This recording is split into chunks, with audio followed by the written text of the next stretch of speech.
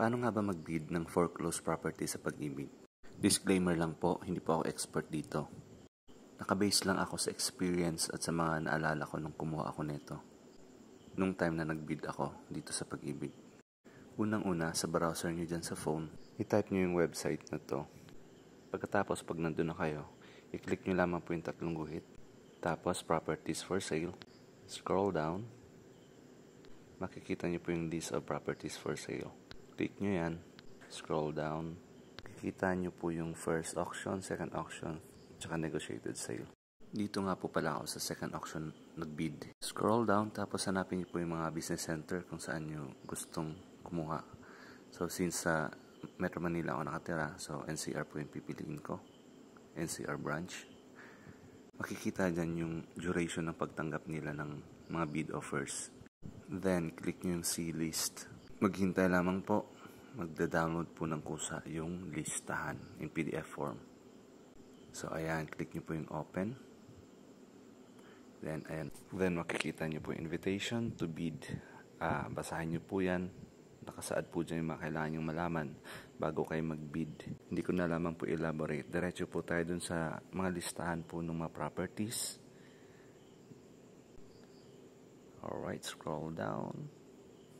Ayan po yung mga listahan ng mga properties na pwede nyong i-bid. Nakasaad po dyan yung location, yung lot area, yung klase ng property, kung condo ba to, duplex, single detached, or row house.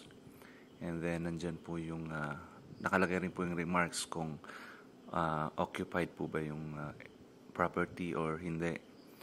Nakasaad din po dyan yung minimum monthly gross income ng bidder na pipiliin yung long-term payment. Since itong napili ko ay second auction, which is yung public auction with discount, may tatlong klase po yun. Una, kapag cash, yung ibabayad mo in full, magkakaroon ka ng 20% discount.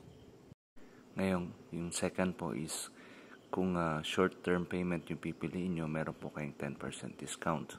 Yung pangatlo po, pag long-term payment ang yung pipiliin, wala na po kayong discount.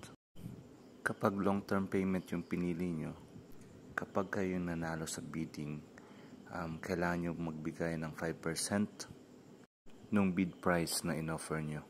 Ito mga payment na nabanggit ko, ibibigay nyo lamang po ito kapag kayo po yung napiling nanalo sa bidding. So in short, sa pagpasa nyo nung offer to bid, wala kayong ilalabas na pera.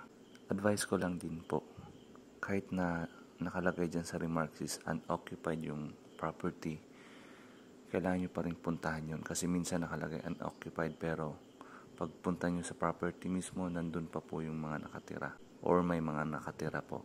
Kapag nagkataon magkakaproblema kayo kasi minsan ang hirap nilang paalisin, kailangan nyo pang magpabarangay, magpatawag ng sheriff, kailangan nyo pang idaan sa legal. Kaya better na puntahan nyo po yung area bago kayo mag-bid. So ito po yung mga form na kailangan nyo i-fill out, yung offer to bid, at iba pang form na kailangan nyo i-fill out bago mag-bid. At pag na-fill out nyo na lahat, ilalagay nyo po yun sa white na envelope. Pwede nyo ipadala or i-drop off doon po sa main office kung saan business center kayo nag-bid. Nakasaad din po dyan. Yun lamang po sa ngayon. Next time ko natalakay yung iba. Thank you.